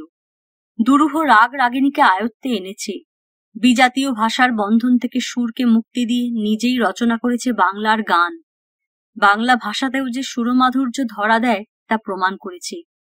কিন্তু যে ভাবলোকে পৌঁছানোর জন্য এই সঙ্গীত সাধনা, তা এত সহজভাবে এমন মধুর রূপ নিয়ে কখনো কানে বাজেনি। চন্দ্রপ্রভার কণ্ঠের সুরগুঞ্জন বুঝি সেই ভাবলোকে পৌঁছে দিল কৃষ্ণমোহনকে। চন্দ্রপ্রভা বললে, আমাকে গান শেখাতে হবে কৃষ্ণমোহন। যে গান শুনে বিষ্ণুপুর রাজ তন্ময় হয়ে থাকেন, লালবাইয়ের কণ্ঠে যে গান শোনবার জন্য ছুটে যান তিনি, সেই গান আমাকে শেখাতে হবে। ব্যথায় ছলছল করে উঠল কৃষ্ণমোহনের দুটি চক্ষু। বুঝল কৃষ্ণমোহন কোন ব্যর্থতাকে জয় করবার জন্য চন্দ্রপ্রভার এই দুর্জয় সাধনা। সম্মতি জানালো কৃষ্ণমোহন। কিন্তু কিন্তু আপনার শ্রীকৃষ্ণ কীর্তনের মধুর সঙ্গীত আমাকে শেখাবেন আপনি? সব রাগ রাগিণীকে আয়ত্তে এনেও অনুরাগকে আয়ত্তে আনতে পারিনি, আজ প্রথম বুঝতে পেরেছি। কৌতুকের হাসি হাসল চন্দ্রপ্রভা। তারপর মৃদঙ্গে মৃদু মধুর ধ্বনি তুলে ধীর স্বরে গাইতে শুরু করল। গাইলে, পিয়া যাব আওব এ মজু গেহে, মঙ্গল আচার করব নিজ দেহে, বেদি করব হাম আপন অঙ্গমে, ঝাড়ু করব হাম চিকুর বিছানে, আলিপন দেব মতিমহার, মঙ্গল কলস করব কুচভার। তন্ময় হয়ে গেল কৃষ্ণমোহন এই অনাস্বাদিত গানের মূর্ছনায়। এ যে এক ভিন্ন পরিচয় পেয়েছে সে, স্পর্শ পেয়েছে ভিন্ন সুরলোকের। ভাবাবেশে গেয়ে চলে চন্দ্রপ্রভা, মুখে মৃদু তৃপ্তির হাসি। নিমিলিত আখির তন্ময় বিহুবলতায় ডুবে থাকে কৃষ্ণমোহন। কেউ লক্ষ্য করে না একটি দীর্ঘ ছায়া এসে পড়েছে কক্ষে। স্তব্ধ বিস্ময়ে চন্দ্রপ্রভার কৃষ্ণমোহনের দিকে তাকিয়ে থাকে রঘুনাথ। তারপর যেমন নিঃশব্দে এসেছিল তেমনি নিঃশব্দে ফিরে যায়। ফিরে এলো রঘুনাথ। যেমন নিঃশব্দ পায় চন্দ্রপ্রভার কক্ষদ্বার থেকে ফিরে এসেছিল, তেমনি নিঃশব্দে প্রবেশ করল লালবাইয়ের প্রমোদ ভবনে। গাঢ় লাল পারস্য গালিচার ওপর উজ্জ্বল আলোর ঝলমলানি, ঝড়কার তারা ঝিকমিক আকাশের দিকে তাকিয়ে রূপালী জরির ঝিলমিলে সাজানো বহুমূল্য পালঙ্কে শরীর এলিয়ে শুয়েছিল লালি। দূর থেকে দাঁড়িয়ে দেখল রঘুনাথ, আনারের দানার মতো সুন্দর একটি মুখ, সুশুভ্র মসলিনের স্বচ্ছ আবরণ ভেদ করে ফুটে উঠেছে গোলাপের পাপড়ির মতো কমনীয় দেহবর্ণ, শরীরে যৌবনের লীলায়িত তরঙ্গ, সুপুষ্ট বেনির গা বেয়ে যেন অবহেলায় বুকের ওপর নেমে এসেছে চম্পাবরণ ওড়নার প্রান্ত। উজ্জ্বল আলোয় চমক দিচ্ছে ওড়নার সলমা আর চুমকির শাড়ি, মরাল গ্রীবায় মুক্তার লহরী, মণিবন্ধে হিরে আর চুনি বসানো কঙ্কন, ক্ষীণকটি ঘিরে বিচিত্র চন্দ্রহার, পায়ে কলকাকৃতি মঞ্জরি বন্ধন। মনে মনে যেন লালবাইকে চন্দ্রপ্রভার রূপের সঙ্গে তুলনা করলে রঘুনাথ। চন্দ্রপ্রভার রূপ শান্ত স্নিগ্ধ, লালবাইয়ের এই উদ্দাম যৌবনের বহ্নিশিখা নেই চন্দ্রপ্রভার দেহে, নেই কোনো কামনালুব্ধ আকর্ষণ। ধীরে ধীরে এগিয়ে এলো রঘুনাথ, বললে, আসমানের গায়ে কাকে খুঁজছ লালি? চমকে ফিরে তাকালো লালি, মৃদু হাসি খেলে গেল তার চোখের নীল তারায়। কৌতুকে হেসে উঠল লালি, বললে, দেখছি আসমানের চাঁদ আমাকে দেখে শরমে মরে কিনা। রঘুনাথ মোহমুগ্ধ দৃষ্টিতে কাছে এগিয়ে গেল, লালির পায়ের কাছে বসল বিনীত ভৃত্যের মতো। কি ভাবছ লালি? মৃদুস্বরে প্রশ্ন করল রঘুনাথ। মখমলের তাকিয়ায় ঠেস দিয়ে উঠে বসল লালি, বললে, আমাকে চলে যেতে হবে, আমাকে মুক্তি দাও রাজা বাহাদুর। না না, বিচলিত হয়ে উঠল রঘুনাথ, বললে, তুমি চলে গেলে আমার জীবন ব্যর্থ হয়ে যাবে। কিন্তু কেন, কেন চলে যেতে চাও তুমি? মনের গোপনে হাসল লালি। তার রূপের আকর্ষণে, তার কামনার আগুনে রঘুনাথকে দগ্ধ করতে চায় লালি। চলে যেতে চায় না, মুক্তি দিতে চায় না সে রঘুনাথকে। তবু মাঝে মাঝে অনুরোধ করে, আমাকে চলে যেতে দাও, মুক্তি দাও রাজা বাহাদুর। লালি জানে তার এই অভিনয়কে সত্য মনে করে শিউরে ওঠে রঘুনাথ, চঞ্চল হয়ে ওঠে লালিকে হারাবার ভয়ে। বলে, তোমার কোনো ইচ্ছাই তো আমি অপূর্ণ রাখিনি, তবু কেন আমার জীবনকে অন্ধকার করে দিয়ে চলে যেতে চাও? না না, যেতে পাবে না তুমি। মুখে বিপদের ছায়া টেনে আনে লালি, বলে, না রাজা বাহাদুর, আমার অনুরোধ রক্ষা করে রাজসিংহাসনেও আসন দিয়েছ, হোক একদিনের জন্যে, তবু সেই গর্বেই আমি সুখী। কিন্তু তোমার প্রজারা অপমান করেছে আমাকে, সভা ত্যাগ করেছে তোমার সামনেই, ম্লেচ্ছ বলে, কাঞ্চনী বলে উপহাস করেছে তারা আমাকে। রঘুনাথ উত্তর দেয়, কিন্তু রাজদরবারের বাইরে তো তোমার কোনো অসম্মান হতে দিইনি প্রিয়া।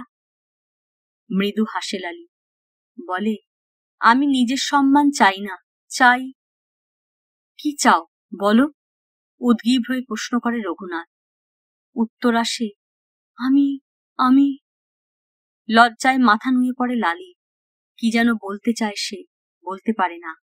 লালির কোমল শরীরকে মৃদু আলিঙ্গনে কাছে টেনে নেয় রঘুনাথ, বলে, কি চাও লালি, বলো বলো তুমি। ধীর লজ্জিত স্বরে লালি উত্তর দেয়, চোখ না তুলেই। বলে, তোমার সন্তানের অপমান আমি সইতে পারবো না, তোমার। বিস্ময়ে লালির মুখের দিকে তাকায় রঘুনাথ, বলে, না না, তার অসম্মান আমি হতে দেব না লালি, হতে দেব না। কিন্তু সামান্য এক বাইজির সন্তানকে কে সম্মান দেবে রাজা বাহাদুর? কোন ইজ্জত নিয়ে মুখ তুলে তাকাবে সে মানুষের দিকে? তার চোখের সামনে গোপাল পাবে কুর্নিশের পর কুর্নিশ, আর সে পাবে শুধু উপহাস। দীর্ঘশ্বাস ফেলে রঘুনাথ, বিষাদ করুণ কণ্ঠে বলে, কিন্তু কি উপায় আছে লালি? কি করতে পারি আমি? বিষ্ণুপুরের প্রজারা রাজপত্নী বলে স্বীকার করবে না কাঞ্চনী নারীকে। তার চেয়ে চলো লালি, রাজ্যের লোভ নেই আমার, চলো বিষ্ণুপুর ছেড়ে চলে যাই, কেউ আমাদের বাধা দিতে আসবে না, কেউ। অট্টহাসে হেসে উঠল লালি, বললে, এত দুর্বল তুমি, এত ভয় তোমার প্রজাদের? তাহলে আমিই চলে যাই রাজা বাহাদুর, নিষ্কণ্টক হবে বিষ্ণুপুর, চন্দ্রপ্রভা শান্তি পাবে, তুমি শান্তি পাবে। অনুরোধের উষ্ণ স্পর্শে লালির দুটি কোমল হাত চেপে ধরল রঘুনাথ। বললে, না না লালি, তোমার ইচ্ছা আমি পূরণ করব। কি চাও তুমি, বলো লালি, বলো। পালঙ্ক থেকে ঘুমন্ত সন্তানকে তুলে এনে রঘুনাথের সামনে দাঁড়ালো লালি। বললে, আমাদের সন্তানকে বিষ্ণুপুরের রাজ সিংহাসনে বসাতে চাই রাজা বাহাদুর। দৃঢ় কণ্ঠে ধীরে ধীরে উচ্চারণ করল লালি, যেন অনুরোধ নয়, আদেশ। সুবে বাংলার রাজধানী স্থানান্তরিত হল মুর্শিদাবাদে। দেওয়ান মুর্শিদ কুলি খান নাম থেকে পত্তন হল নতুন রাজধানী। হায়দ্রাবাদ থেকে দেওয়ান পদে অধিষ্ঠিত হয়ে বাংলা এসেছিল মুর্শিদ কুলি। এসে দেখলে সম্রাটের স্নেহভাজন বলেই তার উপর সম্রাট পৌত্র নবাব আজিমুসান বিরূপ ভাব পোষণ করে আছে। নিজের অযোগ্যতা প্রকাশ হয়ে পড়বে এই ভয় পদে পদে মুর্শিদ কুলির কাজে বাধা সৃষ্টি করে চলে আজিমুসান। দিল্লীশ্বরের চরিত্র অজ্ঞাত ছিল না মুর্শিদ কুলির। জানত পিতা পুত্র আত্মীয় বান্ধবের সম্পর্ক বড় নয় তাঁর কাছে। বিধর্মীর প্রতি অত্যাচার আর রাজকোষের ঐশ্বর্য বৃদ্ধি তার কাছে জীবনের মূল মন্ত্র। তাই দেওয়ান নিযুক্ত হয়ে রাজস্ব বৃদ্ধির জন্য নতুন নিয়ম কানুন প্রবর্তন করল মুর্শিদ কুলি, আর হিন্দু ভূস্বামীদের উত্তক্ত করে তুলল দিনের পর দিন। শান্তিপ্রিয় আজিমুসান বাধা দেবার চেষ্টা করল, কিন্তু গোপনে নবাবের বিরুদ্ধে অভিযোগ পাঠালো দেওয়ান মুর্শিদ কুলি। আওরঙ্গজেব বুঝলেন অপদার্থ আজিমুসান বাধা সৃষ্টি করেছে শাসন কার্যে। আদেশ দিলেন নবাবকে বাংলা ছেড়ে বিহারে বাস করার। নিষ্কণ্টক হল মুর্শিদ কুলি, পত্তন হল নতুন রাজধানী মুর্শিদাবাদ। আজিমুসান পাটনায় সরে গেল আলমগীরের আদেশে। হাবসি সুলেমান তখন সুবে বাংলার 2000 মনসবদার। রহিম খাঁকে যুদ্ধে পরাজিত করে আজিমুসানের জীবন এবং সম্মান বাঁচানোর পুরস্কার হিসেবে নবাবের কাছ থেকে খেলাত পেয়েছিল হাবসি সুলেমান। মনসবদার নিযুক্ত হয়েছিল। ক্রমশ মুর্শিদ কুলিরও প্রিয় পাত্র হয়ে উঠল সুলেমান। মুর্শিদ কুলি বুঝল এমন ভয়ঙ্কর নৃশংসতা আর আজ্ঞাবহের বিশ্বস্ততা অন্য মনসবদারদের মধ্যে অনুপস্থিত। তাই বিষ্ণুপুর রাজের নামে রাজস্বের পরোয়ানা দিয়ে মুর্শিদ কুলি বললে, এই পরোয়ানা নিয়ে বিষ্ণুপুরে যাও সুলেমান, আর সঙ্গে নিয়ে যাও 500 রিসালহা সৈন্য। প্রাচীন সন্ধি শর্ত অনুযায়ী বহুকাল থেকে সন্ধি মূল্য এসে জমা হয়নি রাজভাণ্ডারে, তাই সে শর্ত তামাদি হয়ে গেছে। বর্ধিত হারে রাজস্ব দিতে হবে বিষ্ণুপুরকেও। পরোয়ানা নিয়ে বিষ্ণুপুর যাত্রা করল সুলেমান। 500 অশ্বারোহী সঙ্গে নিয়ে বিষ্ণুপুরের পথ ধরল। ঘোড়ার খুরের শব্দ আর ধুলোর ঘূর্ণি উঠল রাঢ় ভূমির মাটিতে। বাংলার প্রজা এবং জমিদারের দল বিস্ময়ে আতঙ্কে চেয়ে রইল সেদিকে। আর সুলেমানের মনে গুনগুন ধ্বনি তুলল এক নতুন আশা, লালবাই, লালবাই। বর্ধমানের যুদ্ধপ্রান্তে রহিম খান মৃত্যু হবার পর চিতোয়া বরদা অভিমুখে যাত্রা করেছিল সুলেমান। বিবি বাজারের সেই রূপসী বাঁদিকে বন্দি করে নিয়ে আসবে, এই ছিল তার স্বপ্ন। কিন্তু হতাশ হয়েছিল সুলেমান। বিষ্ণুপুর রাজ রঘুনাথ দুর্গ আক্রমণ করে শোভা সিংহের কন্যার সঙ্গে লালবাইকেও বন্দি করে নিয়ে গেছে, এই খবর শুনে নিরাশ মনে ফিরে এসেছিল। আলমগীরের সঙ্গে সন্ধি শর্তে আবদ্ধ বনবিষ্ণুপুর জানত সুলেমান, তাই বিষ্ণুপুরের বিরুদ্ধে আক্রোশ পুষে রেখে ফিরে আসতে হয়েছিল সেদিন। মুর্শিদ কুলি খাঁর পরোয়ানা পেয়ে সেই বিস্মৃত কামনা আবার নতুন করে জেগে উঠল মনে। আর মুর্শিদ কুলি উল্লসিত হল সুলেমানের আগ্রহ দেখে।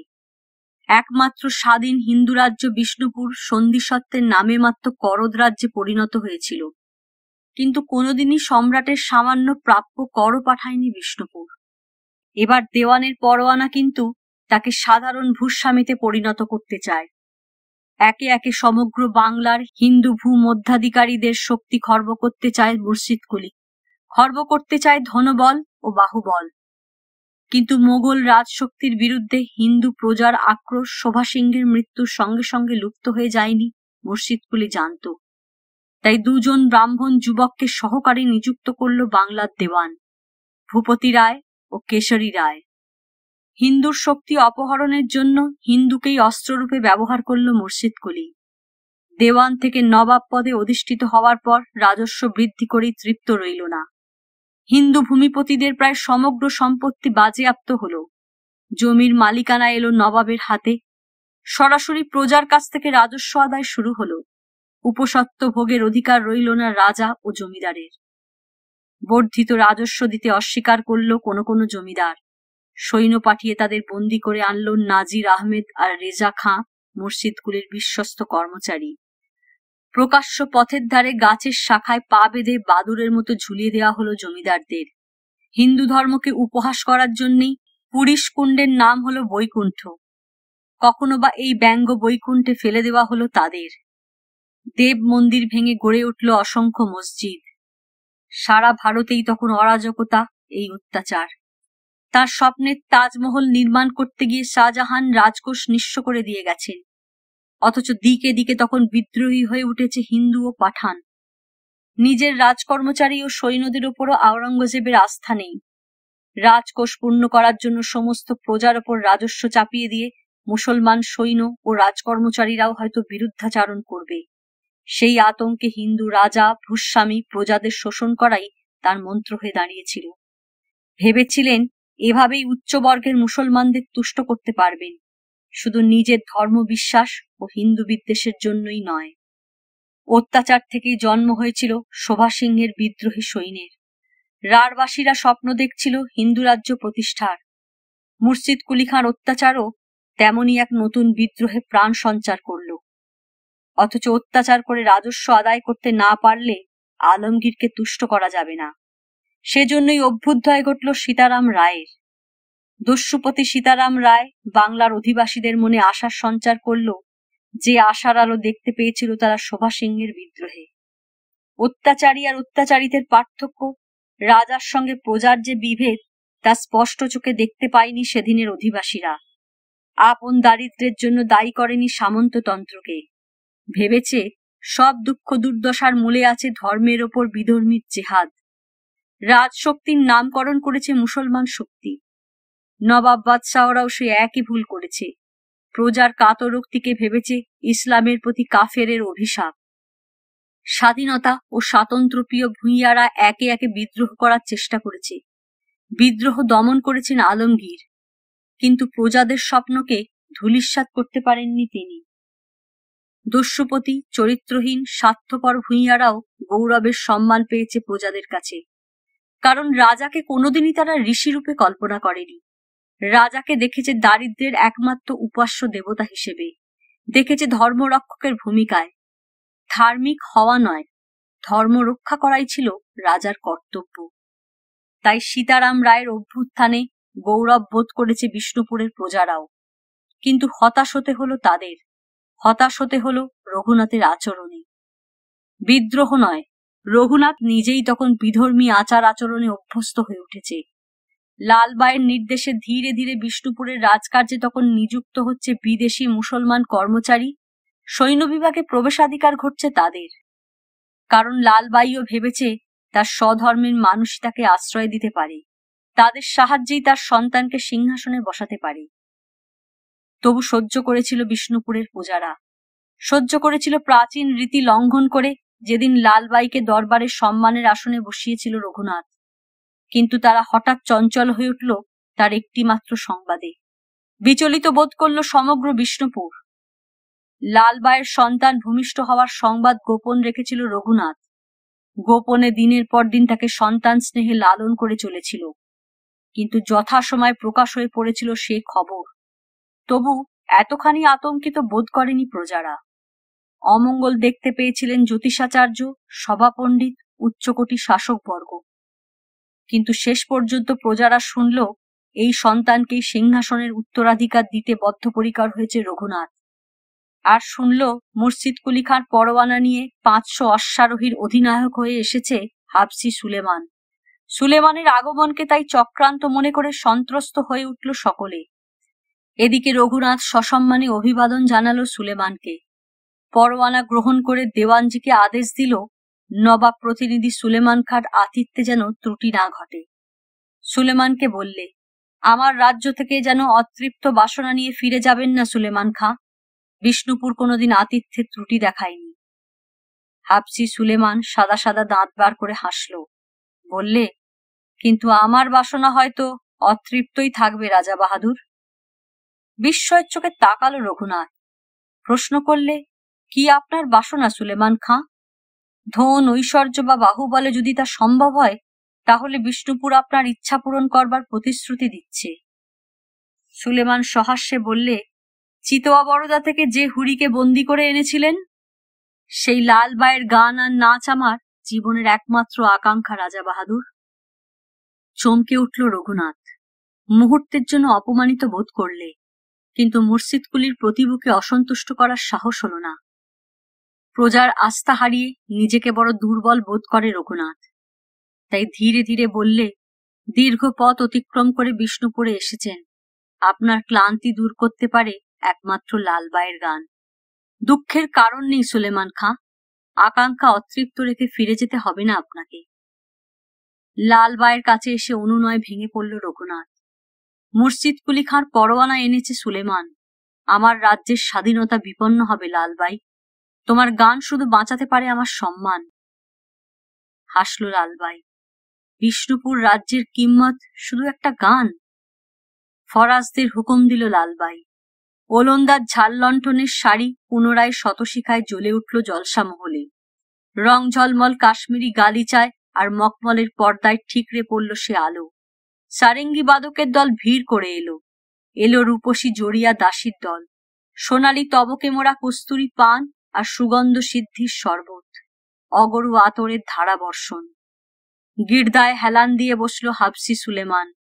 মসিকৃষ্ণ দৈত্যের মতো চেহারা, মুখে বিভৎস হাসি। রহিম খাঁর রংমহলে একদিন রহিম খাঁকে যেভাবে তাকিয়া হেলান দিয়ে বসতে দেখেছিল, বিবি বাজারের বাঁদিকে যার সামনে নাচের ঘূর্ণিতে ওড়না ওড়াতে দেখেছিল একদিন, ঠিক সেই বাদশাহী ভঙ্গিতে তাকিয়া হেলান দিয়ে অপেক্ষা করল সুলেমান। আজ আবার লালবাইকে দেখতে পাবে সে, শুনতে পাবে তার গান, কিন্তু তার চেয়েও বড় কামনা তার মনে। তার ধারণা, বিষ্ণুপুর রাজের কাছে লালবাই শুধুই এক বেতনভোগ কাঞ্চনী। সুলেমান দেখতে চায় আজ এই সম্মানের আসনে তাকে দেখে সে তুচ্ছ কাঞ্চনীর চোখে আতঙ্ক ফুটে ওঠে কিনা। কিং খাবের পর্দায় জরির নকশা চিকচিক করে উঠল, বাজল মৃদু ঘুঙুরের বোল। গুঞ্জন উঠল জলসা মহলে। পর্দা সরিয়ে আসরে প্রবেশ করল লালবাই। নাচের ভঙ্গিতে তসলিম জানিয়ে তানপুরার কাছে এসে বসল। রঘুনাথ পরিচয় দিল হাবসি সুলেমানের। তসলিমের ভঙ্গিতে পুনরায় হাতের মুদ্রা সৃষ্টি করে চোখ তুললে লালবাই, আর সেই মুহূর্তে চোখাচোখি হলো সুলেমানের সঙ্গে। স্তম্ভিত হয়ে তার দিকে তাকিয়ে রইল লালবাই। তারপর বিস্ময় চাপা দিয়ে ঠোঁটে মৃদু হাসি টানল লালবাই, যেন কতদিনের পরিচয়। চোখের ইশারায় ছুড়ে দিল মন মাতানো ভঙ্গিমা, কণ্ঠের সুরে দিল জখম করা গজল গানের ছুটটান। গানের সুরে বিভোর হয়ে গেল সুলেমান, বিভোর হয়ে গেল রঘুনাথ। এদিকে ক্রমশই অস্বস্তি বোধ করে কৃষ্ণমোহন। জলসা মহলে বসে সুলেমানের প্রতি রঘুনাথের ব্যবহার দেখে ক্ষুণ্ণ হয় কৃষ্ণমোহন। আতিথেয়তা নয়, যেন বিনীত ভৃত্যের মতো তোষামোদের ভঙ্গি রঘুনাথের। বুঝি চরিত্র হারিয়েছে বিষ্ণুপুর রাজ। অভিশাপের কালো ছায়া যেন ধীরে ধীরে গ্রাস করছে বিষ্ণুপুরকে। দেখতে পায় কৃষ্ণমোহন, জলসা মহল থেকে নিঃশব্দে বেরিয়ে আসে। চন্দ্রপ্রভার চোখে জ্যোতিষাচার্য আর অমাত্যদের চক্রান্তে রঘুনাথের হটকারিতায় দুর্দিনের আভাস দেখতে পায়। লালবাইকে কেন্দ্র করে আতঙ্কের গুঞ্জন কৃষ্ণমোহনের কানেও এসে পৌঁছেছে। তাই অসহিষ্ণু হয়ে ওঠে কৃষ্ণমোহন। দ্বন্দ্ব, দেশ, হানাহানি থেকে দূরে সরে যেতে চায়। আর এক উচ্চাসা তার, বিষ্ণুপুর তাকে যেটুকু সঙ্গীতের শিক্ষা দিয়েছে তাই সব নয়। উত্তর ভারতের বিখ্যাত ওস্তাদ গায়কের শিষ্যত্ব গ্রহণ করে সাধনায় সিদ্ধি পেতে চায় কৃষ্ণমোহন। তার জন্য পদব্রজে উত্তর ভারত ভ্রমণ করতে ভয় পায় না। কিন্তু তখনই কল্পনার চোখে দেখতে পায় চন্দ্রপ্রভার করুণ বিষণ্ণ মুখচ্ছবি। রাধা মাধবের পায়ে জীবন উৎসর্গ করে জাগতিক সব সুখ দুঃখ ভুলতে চায় চন্দ্রপ্রভা। স্বামীর অমঙ্গল আশঙ্কায় চোখ বুজে থাকতে চায় গোপালের স্বার্থের দিকে। লালবাইয়ের পুত্রকে রঘুনাথ সিংহাসনে উত্তরাধিকারী করতে চান, এই গুজব চন্দ্রপ্রভারও অজানা নয়। তবু পথ খুঁজে পায় না সে, শুধু প্রার্থনা জানায় রাধা মাধবের কাছে। দিনের পর দিন কৃষ্ণমোহনের কাছে গানের তালিম নিয়েছে চন্দ্রপ্রভা। ভেবেছে সঙ্গীতের মোহেই রঘুনাথ পথ হারিয়েছে, সঙ্গীতের আকর্ষণেই চন্দ্রপ্রভার কাছে আবার ফিরে আসবে রঘুনাথ। পথভ্রষ্ট রঘুনাথজির সঙ্গীতকেও এভাবে অপমান করবে, চন্দ্রপ্রভাকে অপমান করবে, কে জানত। পতির কাছে হয়তো এভাবে অপমানিত হয়নি কোনো রাজপত্নী। সে দৃশ্য চোখের সামনে ভেসে উঠতেই শিউরে উঠল চন্দ্রপ্রভা। সুরার নেশায় টলতে টলতে সেদিন প্রাসাদে ফিরে এসেছিল রঘুনাথ, জড়িয়া দাসীদের কাঁধে ভর দিয়ে। দ্রুত ছুটে এসে রঘুনাথকে জড়িয়ে ধরে শয্যায় শুইয়ে দিল চন্দ্রপ্রভা। সযত্ন সেবার কোমল হাতে রঘুনাথের চুলে বিলি দিতে দিতে বললে, কেন নিজেকে সুরার নেশায় ভুলিয়ে রাখতে চাও তুমি? কেন ছুটে যাও লালবাইয়ের কাছে? বেহুশ রঘুনাথ কোনো উত্তর দিল না এই প্রশ্নের, হয়তোবা শুনতে পেল না। গানের নেশাতেই ছুটে যায় রঘুনাথ, চন্দ্রপ্রভার মন বললে। গান গেয়েই রঘুনাথকে ফিরিয়ে আনবে সে অন্যায়ের পথ থেকে, পাপের পথ থেকে। ধীরে ধীরে তানপুরা নিয়ে এসে রঘুনাথের পদপ্রান্তে বসল চন্দ্রপ্রভা। শান্ত সুরের রেস তুলল তানপুরায়। লালবাইয়ের কণ্ঠে যে গান শুনে মুগ্ধ হন রঘুনাথ, সেই দুরূহ রাগ রাগিনীকে গোপন প্রচেষ্টায় আপন কণ্ঠে বন্দী করেছে চন্দ্রপ্রভা। কৃষ্ণমোহনের শিষ্যাও আজ পারদর্শিনী হয়ে উঠেছে সঙ্গীতে। ধীরে ধীরে বেহাগের রেশ বেজে ওঠে চন্দ্রপ্রভার কণ্ঠে। রোমাঞ্চের শিহরণ খেলে যায় তন্দ্রাচ্ছন্ন রঘুনাথের শরীরে। নেশার চোখ মেলে অস্ফুট স্বরে বলে, সাবাস লালবাই সাবাস। কৌতুকের হাসি হেসে চন্দ্রপ্রভা বলে, আমি লালবাই নই প্রিয়, আমি চন্দ্রপ্রভা। চমকে ওঠে রঘুনাথ। চন্দ্রপ্রভার মুখের দিকে বিস্ফারিত চোখে তাকিয়ে থেকেও চিনতে পারে না। প্রশ্ন করে, কে কে তুমি? আমি চন্দ্রপ্রভা। ধীরে ধীরে উঠে বসে রঘুনাথ, যেন বিশ্বাস হয় না তার। চন্দ্রপ্রভা মৃদু হেসে বলে, তোমাকে খুশি করার জন্য এতদিন গোপনে সঙ্গীত সাধনা করেছি। কবি কৃষ্ণমোহনের শিষ্যা আজ সাধনায় সিদ্ধি লাভ করেছে প্রিয়। বিষ্ণুপুর রাজকে মুগ্ধ করেছে তার গানে। মুহূর্ত মাত্র বিস্ময়ের চোখে চন্দ্রপ্রভার মুখের দিকে তাকিয়ে থেকে হঠাৎ চন্দ্রপ্রভার হাতের তানপুরায় পদাঘাত করে রঘুনাথ। চিৎকার করে ওঠে, না না, গান বন্ধ করো, বন্ধ করো এ সুরের কলঙ্ক। সশব্দ অট্টহাসে হেসে ওঠে রঘুনাথ। টলতে টলতে শয্যা থেকে নেমে দাঁড়ায়, বলে, কলঙ্কিত করো না তানপুরা, কলঙ্ক কলঙ্ক। দু চোখ বেয়ে ঝরঝর করে জল গড়িয়ে পড়ে চন্দ্রপ্রভার। কলঙ্ক? চন্দ্রপ্রভার কণ্ঠ সুরকে কলঙ্কিত করে? না, রঘুনাথের সন্দেহাতুর মন চন্দ্রপ্রভাকেই কলঙ্কিনী ভেবেছে। সব স্বপ্ন বুঝি ভেঙে গেল চন্দ্রপ্রভার। টলতে টলতে যেমন এসেছিল তেমনি বেরিয়ে যায় রঘুনাথ। খাজাঞ্চি! চিৎকার করে ডাক দেয় রঘুনাথ। উন্মত্ত রঘুনাথের চিৎকার শুনতে পায় চন্দ্রপ্রভা, আর পরক্ষণে এক রাস মোহর ঝনঝন করে বেজে ওঠে। ছুটে এসে দ্বার প্রান্তে দাঁড়ালো চন্দ্রপ্রভা। দেখলো খাজাঞ্চির হাত থেকে মোহরের থলিটা নিয়ে উন্মাদের মতো দু হাতে মোহর ছড়াতে ছড়াতে চলেছে রঘুনাথ নেশার ঝোঁকে, আর সেদিকে স্তম্ভিত দৃষ্টিতে দাঁড়িয়ে থরথর করে কাঁপছে খাজাঞ্চি। অনেকক্ষণ অনেকক্ষণ নিশ্চুপ দাঁড়িয়ে রইল চন্দ্রপ্রভা। বুক নিংড়ে বের হলো ব্যথার ব্যর্থতার দীর্ঘশ্বাস। তারপর ধীরে ধীরে রাধা মাধব মন্দিরের পথ ধরল। আড়াল থেকে সব লক্ষ্য করল সুরঞ্জাক্ষী। চন্দ্রপ্রভাকে রাধা মাধব মন্দিরের দিকে যেতে দেখেই ছুটে গেল জ্যোতিষাচার্যের কাছে, আর চন্দ্রপ্রভা হতাশায় লুটিয়ে পড়ল রাধা মাধব বিগ্রহের সামনে। নিস্তব্ধ রাত্রিতে রাধা মাধবের বিগ্রহের সামনে ভুল উণ্ঠিতা হয়ে লুটিয়ে পড়ল চন্দ্রপ্রভা। নির্জন নিঃশব্দ মন্দির প্রাঙ্গণে লুটিয়ে পড়ে অশ্রু সজল চোখে সান্ত্বনা খুঁজল।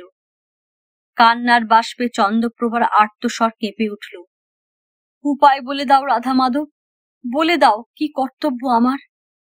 কেঁদে লুটিয়ে পড়ল চন্দ্রপ্রভা। আর সেই মুহূর্তে উদ্দাত্ত কণ্ঠে দৈববাণী হল, ধর্মরক্ষাই প্রধান কর্তব্য রাজমহিষী। বিষ্ণুপুরকে রক্ষা করার জন্য স্বামী হত্যাও পাপ নয়। শিহরণ খেলে গেল চন্দ্রপ্রভার সারা শরীরে। চমকে চিৎকার করে উঠল, না না, এ কি আদেশ দিলে রাধা মাধব? স্বামী হত্যা? না না, পত্নীর কাছে পতি একমাত্র জাগ্রত দেবতা। প্রত্যাদেশ ফিরিয়ে নাও রাধা মাধব, প্রত্যাদেশ ফিরিয়ে নাও। রাধা মাধবের বিগ্রহের কাছে ছুটে গেল চন্দ্রপ্রভা। পরক্ষণেই অচৈতন্য হয়ে পড়ে গেল বিদ্রোহের পদপ্রান্তে। দেখতে পেল না কখন দেব বিগ্রহের পেছন থেকে জ্যোতিষাচার্য গোপনে বেরিয়ে গেলেন ধীরে ধীরে। নিজের মনকে প্রবোধ দিলেন জ্যোতিষাচার্য, এ প্রবঞ্চনা ছাড়া রক্ষা পাওয়ার উপায় নেই বিষ্ণুপুরের। না না, প্রবঞ্চনা নয়, সত্যের চেয়ে কর্তব্য তার কাছে বড়। একটি জীবনের চেয়ে একটি রাজ্য অনেক বড়। রাজার প্রাণ হরণ করে রাজ্যের আয়ু বর্ধিত করা অকল্যাণ নয়। রাজধর্ম প্রজাধর্মের জন্য চন্দ্রপ্রভা যদি স্বামীকে হত্যা করে তা পাপ নয়, মঙ্গল, পরম মঙ্গল। একমাত্র রাজপত্নীর হাতে রঘুনাথের মৃত্যু হলেই প্রজারা বিদ্রোহী হয়ে উঠবে না। তাদের চক্রান্ত কেউ আবিষ্কার করতে পারবে না। যে রঘুনাথ অত্যাচারী হয়ে উঠেছে, যে রঘুনাথ তাদের সামান্য সম্মানটুকুও দেয় না, সে অপসৃত হবে। কিশোর গোপালকে সিংহাসনে বসাতে পারলে তাঁরাই আবার ক্ষমতা ফিরে পাবেন, রাজ্য শাসন করতে পারবেন নিজেদের অভিরুচি অনুযায়ী। এদিকে চেতনা ফিরে এলো চন্দ্রপ্রভার। বিস্ময়ে ভাবাবিষ্টের মতো নিশ্চুপ তাকিয়ে রইল সে রাধা মাধবের বিগ্রহের দিকে। তারপর প্রাসাদ কক্ষে ফিরে এলো চিন্তার জাল নিয়ে। ধর্মের জন্য স্বামী হত্যা পাপ নয়? নিজেকে প্রশ্ন করল মনে মনে। আজ এ পর্যন্তই। উপন্যাসের ৮ম পর্ব নিয়ে অন্যদিন আসছি। গল্প পাঠ ভালো লাগলে লাইক, শেয়ার, কমেন্টস করতে ভুলবেন না। আজকের মতো নমস্কার।